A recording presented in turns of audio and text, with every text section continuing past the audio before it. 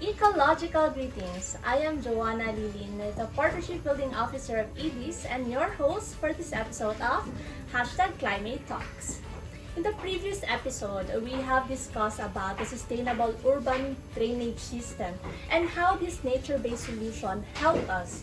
And today, for the second episode of Climate Talks, we will be talking about this interesting and sustainable way of designing with green spaces and landscapes in urban environment. And to understand and learn more about this, let's welcome one of the most prominent architects in Dabaw City who recently got his graduate diploma at Landscape Studies at UP Diliman and a professor at Ateneo de Dabaw University, Architect Jim Palma.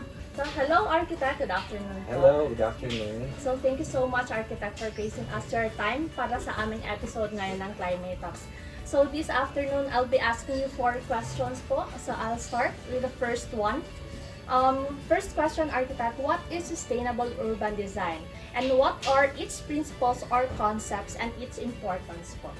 Okay, first and foremost, we have to define what urban design is.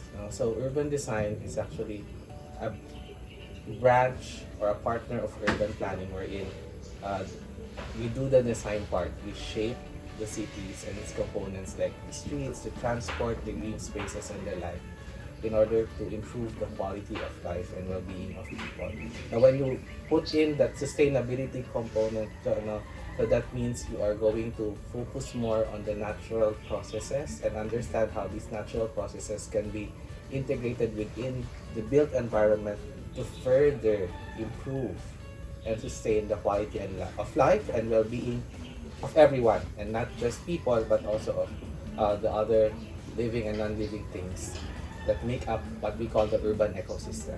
So that's sustainable urban design. And when you talk about the principles of sustainable urban design, when you look at several studies, madami siya, but we try to make it a little bit more easier to digest. So there are some principles that I will discuss now, like for example, compactness. So that means you're going to design communities and the urban fabric into a very compact state, no, so that you limit the intrusion to green space. So you limit the amount of development. Number 2 is when you say sustainable transport, you try to design communities and the urban systems wherein you focus more on other forms of transportation other than cars. So you do walking, biking, non-vehicular modes of transportation, what we call transit-oriented development.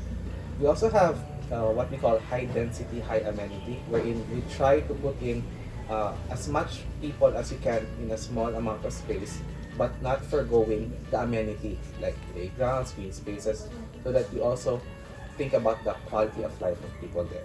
We also have mixed uses. We try to mix in the uses so that people won't go far, just to get another kind of use within the city. But within that development, nandun lang, malakad mo lang, mabike mo lang, and the like. Diversity is also part of mixed use, and we also have energy conservation and harvesting. That's very important. So we try to design the community and the urban fabric towards energy conservation, but also if we can harness natural forms of energy or renewable forms of energy. Of course, one of the most important aspects of sustainable urban design is urban greening, wherein we try to preserve as much green space, but also try to bring back the green space that was lost in when developing an area. We also have like pollution control, and of course, one of the most important thing is identity. So, and brand. So, part yan ng sustainable urban design if you can put in a certain identity or a brand for that specific part of the city that you're trying to design. Like for example, Singapore. Singapore started with city in a garden. Now, they're moving towards city in a forest. And then, right now, ang kanilang brand na they are trying to portray in terms of their urban design and planning is the forest city. So, ganda, diba? Yun ang, so that's the principles of sustainable urban design. Okay, so thank you so much, Architect. Now, so we have, you have said all the principles and mga concepts ng urban designing and mga examples din no na applicable na sa ibang countries. So, considering cities with limited land resources and constraints, how can we maximize green spaces in highly urbanized areas? Yeah, so this has been a highly contested topic now on how do you bring back the amount of green space that you lost when you are developing a certain part of the city. So there is what we call the green continuum. So this has been popularized in Singapore and in Hong Kong, wherein you try to connect the green space that is on the ground floor, and then you try to connect it up towards the upper floors so that you create one green continuous strip um, up to the what we call the new ground level.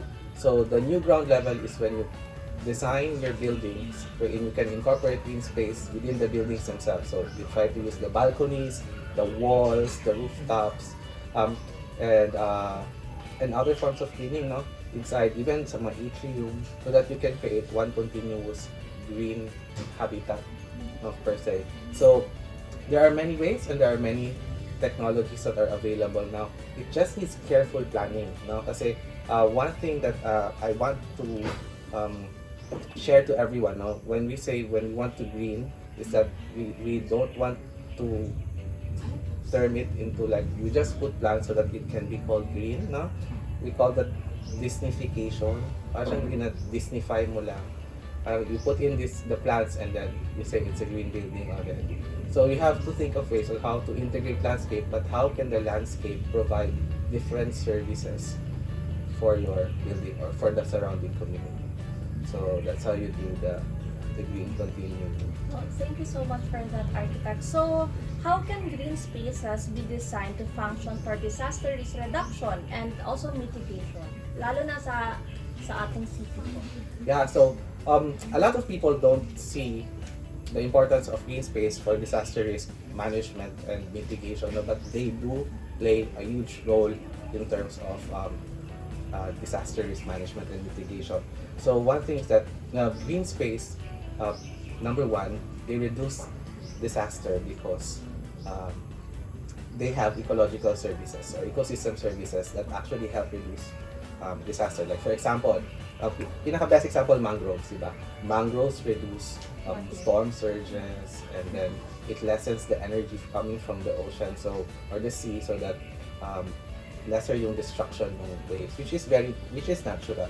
Also, green spaces or yung mga forested areas natin do absorb a huge amount of stormwater runoff or rainwater runoff. So that alone reduces the amount of water that is thrown to the drainage, which quickly overwhelms the drainage infrastructure that we have, and that causes flooding. But one of the key important aspects of green space in terms of disaster management is yung post-disaster niya, no? So green space actually acts as a evacuation center. Very important din siya. So when you have a lot of green space, when there's this disaster that will happen, for example, an earthquake in urban areas, saan ka man tatakbo, you're supposed to run to the nearest open space and green space, which is far away from falling debris. So if you don't have the green space, sadaan ka, but the roads are covered with buildings. So mag-ano ka na, patintero ka with the falling debris. So if you have green space, then you can evacuate. And then post-disaster management also, diba? In green spaces, that's where we can set up triage tents, emergency services, and even evacuation areas, no? Temporary evacuation areas and shelters. So that's the importance of having enough green space, but also the right size of a green space in order to reinforce that aspect of disaster risk management and post-disaster management. So, sa previous natin na episode, we have talked about foods, no? Para sa helpful niya sa disaster risk and reduction. So, now we have learned about sa designing the green spaces and landscape. So, what are your visions sa Dabaw City specifically in terms of achieving more accessible green spaces?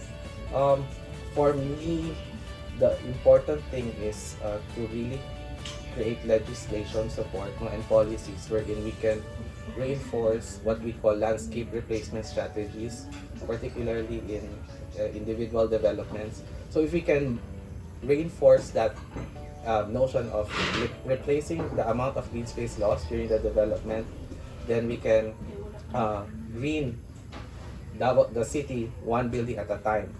And then if we have strong laws and legislation and even ano yan, awards no, for that matter, then we can encourage architects and owners and developers to incorporate these landscape replacement strategies. And in time, the city will be branded in itself as a garden city. But also there are so many areas in the city that you can green, like the waterways. That's very important so that you connect also the people not only sa green but also sa blue, diba? So you can create green ways, you can create blue ways as well.